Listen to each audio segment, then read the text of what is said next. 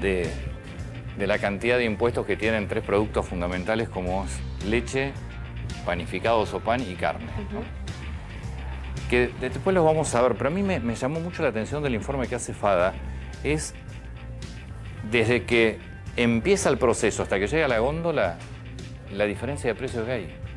Exactamente, hay muchos eslabones, además de los impuestos, que van sumando hasta que uno termina pagando en la góndola varias veces lo que costó el producto primario.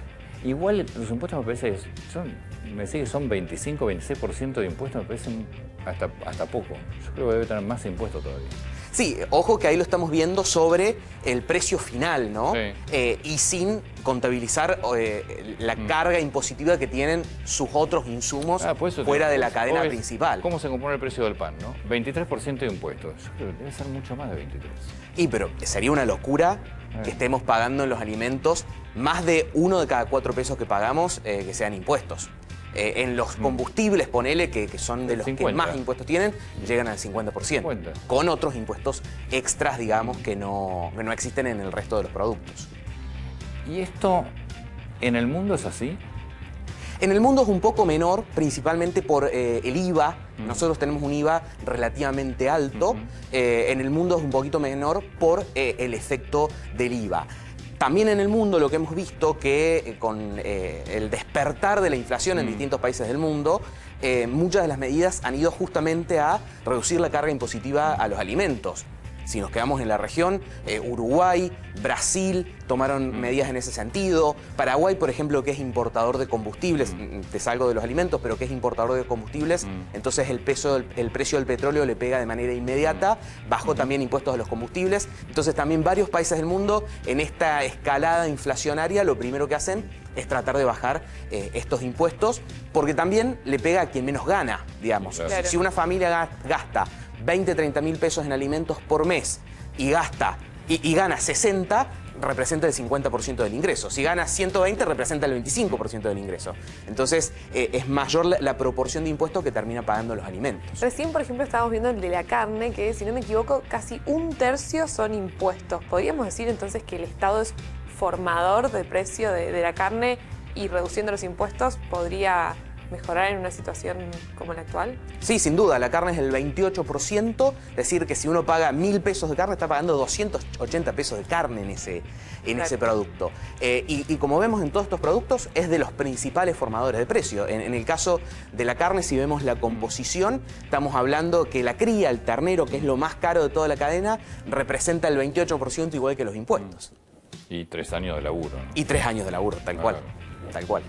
Yo siempre, lo que pasa es que siempre tuve la duda con el tema del IVA, que por supuesto es altísimo, ¿no? Pero las veces que han dicho, bueno, vamos a bajar el IVA a los alimentos, después vos no lo ves reflejado. Porque en una inflación del 60% o del 65% de alimentos, ¿cuánto dio el último de alimentos? ¿9%? ¿8% el último mes de alimentos? Sí, arriba de 7. 7.7 creo.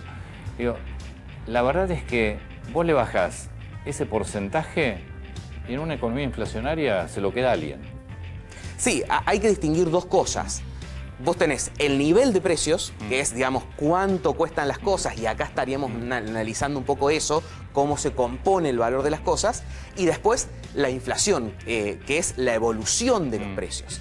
Entonces, si vos bajaras por alguna medida, supongamos IVA, un 10% del precio, y ahora en marzo vas a tener 6% de inflación, claro, se te comió el 60% del impacto de esa medida. Entonces, en realidad uno va más a impactar al nivel de precios y otro, que se deberían ser las políticas antiinflacionarias, a impactar sobre la evolución de precios que no tengan el comportamiento que vemos que cada vez se recrudece más.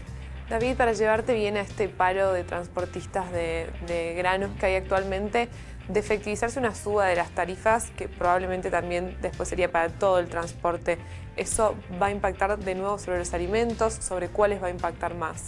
Bien, y por supuesto impacta porque la cadena logística impacta en todos los alimentos.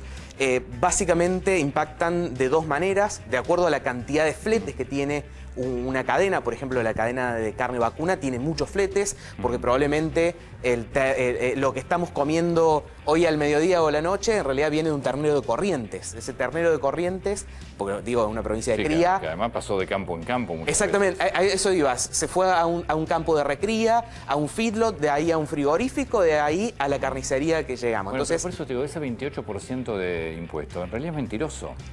Es mucho más, porque en cada movida vos tenés impuestos que vas dejando. sí, en realidad en ese 28% está la sumatoria de todos los eslabones. En la carne tiene 10,5 de inflación. De IVA. De IVA, perdón. De IVA. Tiene 10,5 de IVA. Si tuviera el 21, estaríamos hablando de cerca de 10 puntos más, ¿no? Digo, porque por ahí el resto de los alimentos tienen el 21. Es el IVA, el pan, solamente los que tienen 10,5. Entonces ya vemos como una reducción respecto al resto. Pero entonces los fletes impacta la cantidad de fletes que tiene la cadena y después también cuánto valor se transporta en un flete. Entonces, productos como la harina, las bebidas, la leche, que transportan mayor volumen y peso y menos valor, tiene más impacto del flete. Por ejemplo, en la leche está entre el 6 y el 8% el peso del flete. Entonces tenés un peso alto. Después en la carne, como el valor de la carne es relativamente alto, todos esos fletes que yo estuve hablando representan menos del 2% del precio final. Entonces, si impactan, depende un poco de cada uno de los productos. Sí, claro, pan y carne 10,5%. 10,5%. Leche, esto es una tecnicalidad, en realidad está exenta por la ley de IVA, pero después por cuestiones de que la ley de IVA habla de la leche pasteurizada y actualmente se comercializa la ultra pasteurizada, tiene IVA. Tiene IVA. David, muchas gracias. Muy Un gusto atento. conversar con ustedes. Gracias.